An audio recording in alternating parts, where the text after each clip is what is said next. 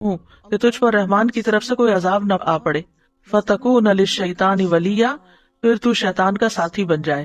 نوح علیہ السلام بھی اللہ سے ڈرتے تھے، وہ کہتے ہیں اپنی قوم کو انی اخاف علیکم عذاب یوم عظیم۔ ہود علیہ السلام بھی یہ کہتے ہیں انی اخاف علیکم عذاب یوم عظیم۔ شعیب علیہ السلام بھی اپنی قوم سے یہ کہتے ہیں وانی اخاف علیکم عذاب یوم محیط۔ نبی صلی اللہ علیہ وسلم بھی اللہ سے ڈرتے ہیں، قل انی اخاف ان عصیت ربی عذاب یوم عظیم، کہہ دو بے شک میں ایک بہت بڑے دن کے عذاب سے ڈرتا ہوں اگر میں اپنے رب کی نافرمانی کروں۔